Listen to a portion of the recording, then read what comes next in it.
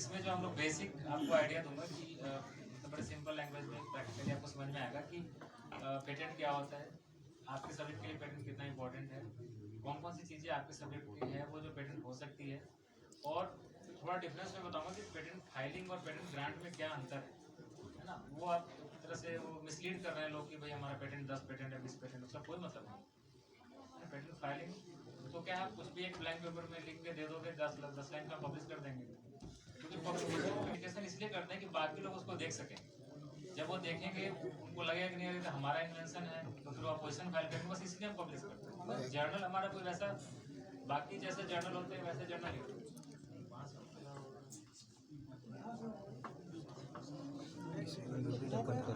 Nation और group of nation, इसकी patent जो सब्जेक्ट मैटर होता है वो स्टेट का नहीं होता, वो नेशन का सब्जेक्ट मैटर होता है। फॉर एग्जाम्पल आपने इंडिया में पेटेंट आपको चाहिए तो आपको इंडिया में पेटेंट फाइल करना पड़ेगा। सिमिलरली आपको यूएस में पेटेंट चाहिए तो आपको यूएस में फाइल करना पड़ेगा। ऐसा कोई पेटेंट नहीं जिसमें कि आपने फाइल कर दिया आपको इंटरनेशनल पेटेंट मिल गया या वर्ल्ड पेटेंट मिल गया। ऐसा वर्ल्ड पेटेंट या इंटरनेशनल पेटेंट नाम का कुछ भी नहीं होता।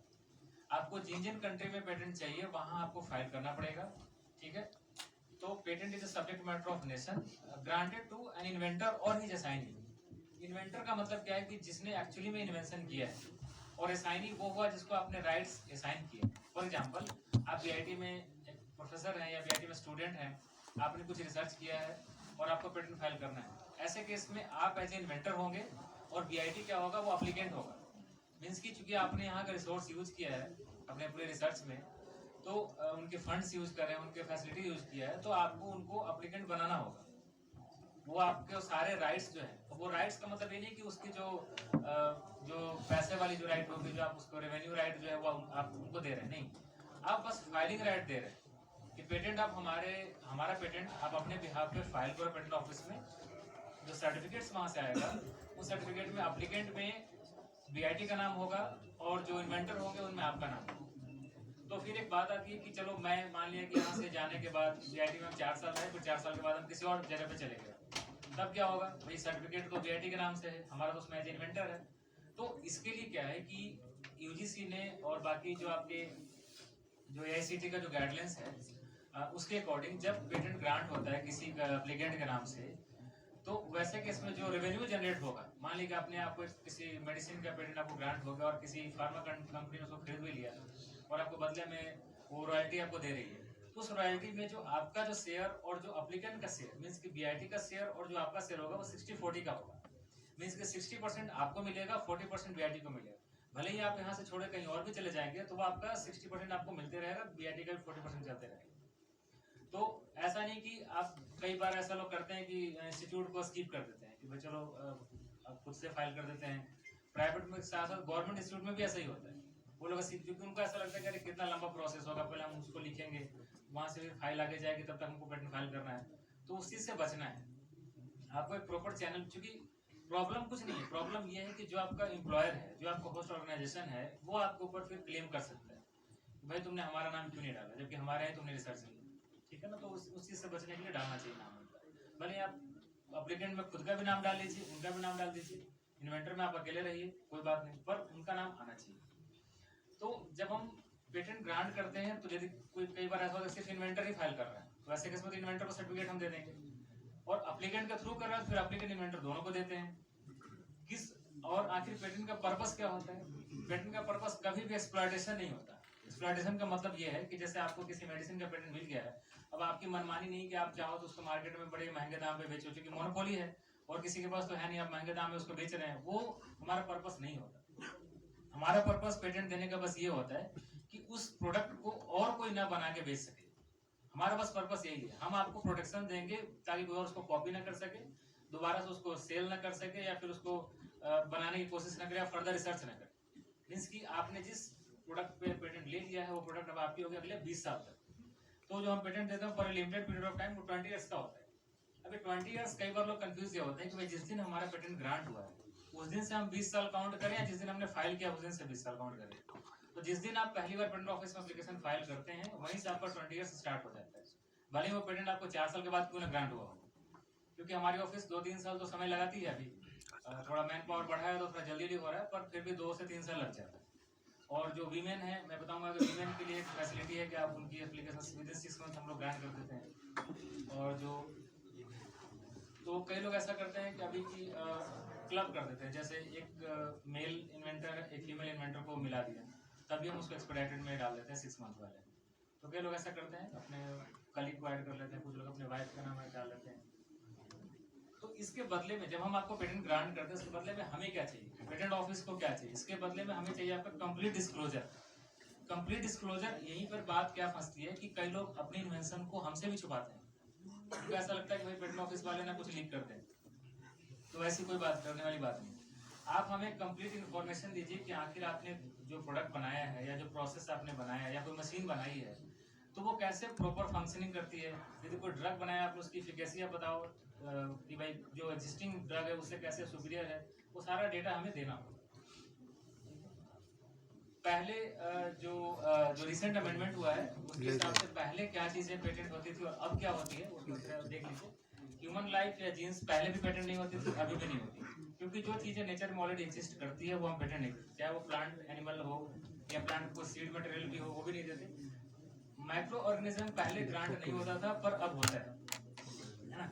अब का कैसे होता है कि जो वैसे माइक्रो ऑर्गेनिज्म जो रिकॉम्बिनेंट हो नेचर में, मीन्स कि आपने 2-3 बैक्टीरिया का वो जो जीन को मर्ज कर दिया है, एक डोनर एक्सेप्टर को लेके आपने एक रिकॉम्बिनेंट स्ट्रेन बनाया है, नोवेल स्ट्रेन बनाया है, वैसी चीजों को हम ग्रांट करते हैं।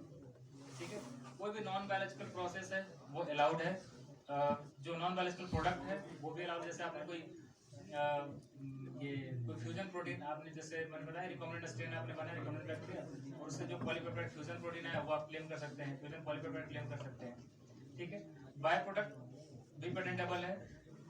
जैसे आपने कोई हर्बल एक्सट्रैक्ट बनाया, हर्बल एक्सट्रैक्ट आपने कोई 4-5 प्लांट का लिया, उस एक्सट्रैक्ट को निकाल के फ्रूट बना के एक्सट्रैक्ट आपने उसको फिर, अब देखिए कई बार क्या होता है कि लोग क्या करते हैं ना कि फ्रूट एक्सट्रैक्ट लेते हैं, हमने 4-5 प्लांट का फ्रूट एक्सट्रैक्ट ले लिया और क्लेम कर दिया भाई कि एंटी कैंसर। अब वो फ्रूट एक्सट्रैक्ट हम अलाउ नहीं करते, थोड़ा शांत हो जाए। फ्रूट एक्सट्रैक्ट हम अलाउ नहीं करते, फ्रूट एक्सट्रैक्ट इसलिए अलाउ नहीं करते कि वो सिंपली क्या है, आपने बस एडमिक्सचर बनाया, आपने 4-5 प्लांट का, आपको पता भी नहीं, आप जो मान लीजिए मैंने तुलसी जिंजर टर्मरिक ले लिया और पाइपर ले लिया, ये 4 प्लांट आपने लेकर और काढ़ा बना लिया और कह रहे हो कि खांसी से ठीक हो जाएगा। अब आपको भी नहीं पता कि इसमें से कौन सी ऐसी चीज है जो खांसी को एक्चुअली में ठीक कर रही है। भाई 4 चीजें उसके अंदर इतने सारे अल्कलॉइड्स फ्लेवोनॉइड्स होंगे, आपको खुद भी नहीं पता। तो जब आप उस चीज को पर्टिकुलरली बताते हैं कि नहीं ये पर्टिकुलर जो अल्कलॉइड्स है ये काम करता है इस चीज में, या फिर आपने उसको आइसोलेट किया है ना, तो फिर हम उसको अलाउ कर देते हैं। तो ऐसे जो मतलब इसको आप ब्रॉड सेंस में ऐसे समझे कि जो चीजें फिजिकली सेपरेबल है वो हम अलाउ नहीं करते, क्योंकि वो फिजिकली सेपरेबल वो मिक्सचर हो गया।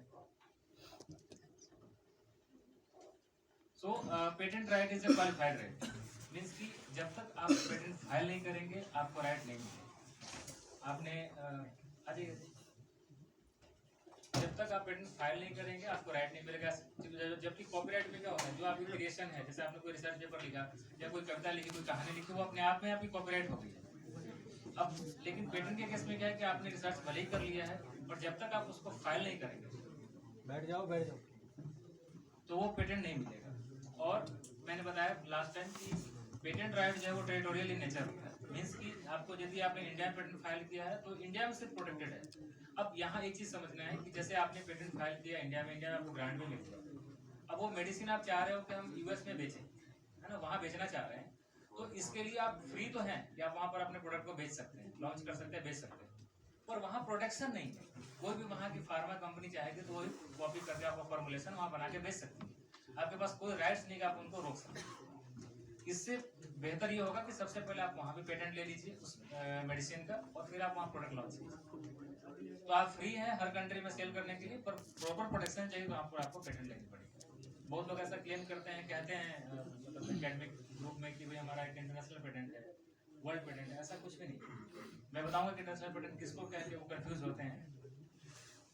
क्या क्या फायदा है पेटेंट फाइल करने से और क्या क्या लॉस है वो भी देखते हैं।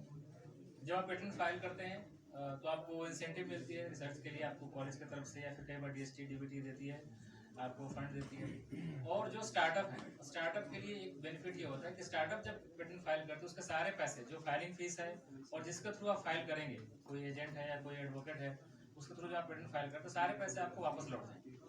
तो स्टार्टअप के लिए ये रिइंबर्समेंट की फैसिलिटी है। साथ ही साथ स्टार्टअप को यदि पेटेंट ग्रांट होता है, उस पेटेंट के बिहाफ पर वो 5 करोड़ का वो लोन भी ले सकता है ना। डीपीआई जो हमारा डिपार्टमेंट है वो लोन भी देती है। स्टार्टअप्स के लिए फैसिलिटी। साथ ही साथ जब आपका प्रोडक्ट ग्रांट होता है तो आप चाहो तो उसको कमर्शलाइज कर सकते हैं, अपने टेक्नोलॉजी को ट्रांसफर कर सकते हैं।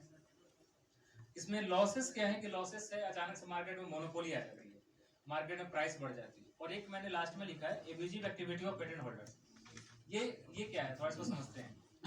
कई बार ऐसा होता है कि फॉर एग्जांपल कोई कार बनाने वाली कंपनी है, महिंद्रा है, उसने उसको एक कार बनाना